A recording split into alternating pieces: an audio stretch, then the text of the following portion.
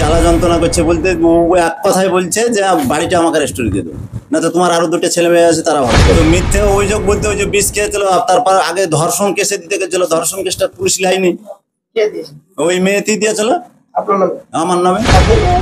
কি বলবো, বলতেও দ্বিধাবোধ করছে, লজ্জা করছে।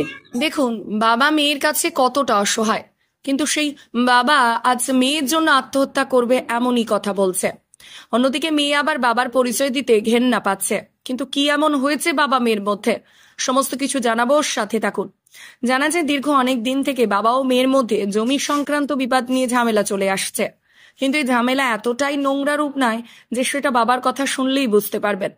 অন্যদিকে মেয়ে আবার এই কথা অস্বীকার করেছে। এই ঘটনা মুর্শিদাবাদ জেলার রানীতলা থানার অন্তর্গত কল্যাণ মোড় সংলগ্ন এলাকার ঘটনা। দীর্ঘ অনেকদিন থেকে জমি নিয়ে বাবা ও মেয়ের মধ্যে বিবাদ থাকলেও গত শুক্রবার আবারও পুনরায় সেই ঝামেলা রূপ ধারণ করে। জানা যায় গত শুক্রবার মেয়ের অভিযুক্ত যে বাবা বাড়িতে একটি জায়গায় বাথরুমের চেম্বার খোঁড়ার কাজ করছিল, সে মতো অবস্থায় মেয়ে এসে বাথরুমের চেম্বার খোঁড়া বন্ধ করে দেয়। তারপরেই শুরু হয় বাবা ও মেয়ের মধ্যে বিবাদ। দুজনের মধ্যে কিছুক্ষণ ধস্তাধস্তি হওয়ার পর অবশেষে দুজনের হাত কেটে যায়। তারপর থেকেই কাজ বন্ধ আছে। কিন্তু এখন প্রশ্ন, মেয়ে বাবার ওপর কি করে যৌন হেনস্থার অভিযোগ চাপাতে পারে? যদিও একথা অস্বীকার করেছে তার মেয়ে। অন্যদিকে মেয়ের অভিযোগ তার বাবা নাকি তাকে বিষ দিয়ে মারার চেষ্টা করছে। যদিও একথাও অস্বীকার করেছে বাবা। এ বিষয়ে থানায় অভিযোগ করেছে মেয়ে ও বাবা দুজনই। এই ঘটনায় ধোঁয়াশার সৃষ্টি হয়েছে এলাকায়। এ বিষয়ে আপনাদের মতামত কি, অবশ্যই কমেন্টে জানান।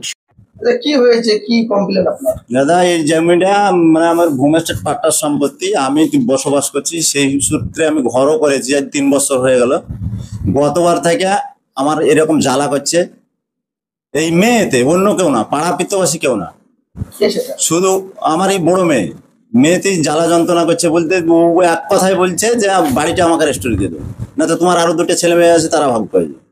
এবার আমি যে এই বয়সে যদি আমি বাড়ি দিয়ে দিই তাহলে আমি থাকবো কোথায়? এবার পরবর্তী সময়তে ওর মাকে একবার ছেড়ে 3বার মারা হলো। তারপরে আমাকেই তো কেসে দিয়ে দিল, এতে বিষ খেলো বাড়িতে, আর এখানে এসে বললো যে না বিষ খাইয়ে দিয়েছে, কেস করে দিল, কেস জেল খেটে আনো। জেল খেটে এসে তো সুস্থ ছিল, সুস্থ থাকার পরে এই বাথরুম বুঝে যেতে আমার পিসি বয়স্ক মানুষ, এবার তো কোর্টে যেতে পারে না, আর আমরাই বা কোর্টে যাবো? তাহলে বাড়িতে একটা মাটির চেম্বার করতে যায় আমাকে এরকম আবার মারধর করছে। আসাদুর রহমান আর আমার বেটির রেখা বিবি। আসাদুর রহমানটা কি? আমার বিহাই। আর আপনার মূল অভিযোগ ওরা শ্বশুর বউ, এই একটাই ফ্যামিলি, আর কেউ আমাকে যন্ত্রণা করছে না, পাড়া পিতবাসী কেউ আমাকে কিছু বলে না। আপনার মেয়ের হয়ে ওরা আসছে? হ্যাঁ, মেয়ে আর শ্বশুর। আপনাকে কি মিথ্যা অভিযোগ দিয়েছে?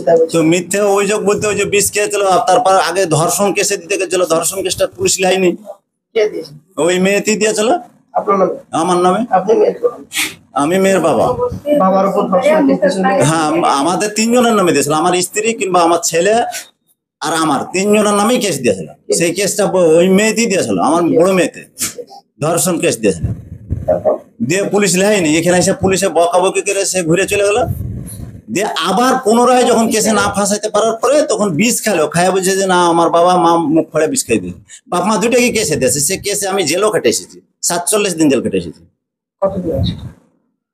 কতদিন বলতে আমি পৌষ মাসে বেরিয়ে এসেছি, 47 দিন খাইটে পৌষ মাসে বেরিয়ে এসেছি।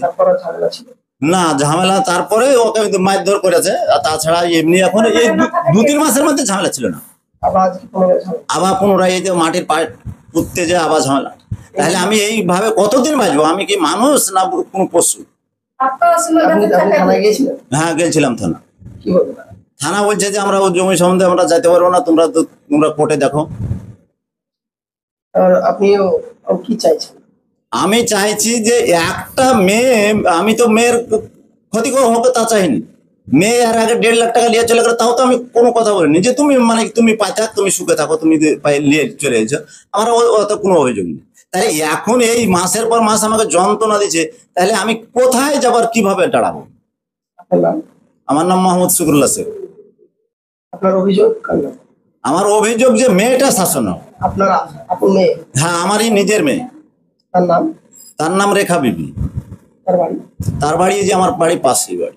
আমি শুধু বারণ করতে গিয়েছিলাম, সেজন্য আমাকে চেম্বার ভরে দিচ্ছিল, 1 গলা চেম্বার, ওখানে খোঁড়া হয়ে গেছে, আমি জানি না। তারপর আমার শ্বশুর মশাই দেখে গিয়ে বললো যে মুনিশ লাগাইছে 2টো, খুঁড়ছে। দিয়ে আমি ওখানে গেলাম, আমি বললাম যে এখানে তো ঝামেলা হচ্ছে, ফাইসালা না অব্দি আমি খুঁড়তে দেবো না। তখন বলছে তুই সরে যা না, তো তোকে চেম্বারে ভরে দেবো বলে আমাকে চেম্বারে ভরতে এসেছিল। আমি ধরতে গিয়ে আমার এই দেখেন হাত খাম হয়েছে, শিমল গাছ ছিল ওখানে, শিমল গাছ আমি ধরে নিয়েছিলাম।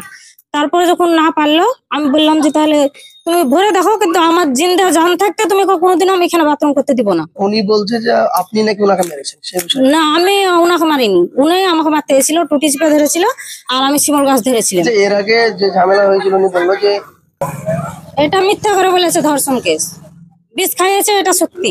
সেটা আপনার বাবা। আমার ভর্তির কাগজ আছে, অ্যাডমিট ছিলাম আমি, 7 দিন অ্যাডমিট ছিলাম। 7 দিন অ্যাডমিট থেকে আসার পরে আমাকে হুমকি দেখাচ্ছে, আবার ওকে বিষ খাইয়েছি, তবুও মারেনি, ওকে আবার মারবো। বিষটা কে খাইছে? মা আর বাবা দুজনে। বলে হ্যাঁ, ওনার বাড়িতে না আপনার বাড়ি? ওনার বাড়িতে আমাকে রাস্তা থেকে ধরে নিয়ে গিয়ে খাওয়াইছে। সে বিষয়ে এলাকার মানুষজন জানে?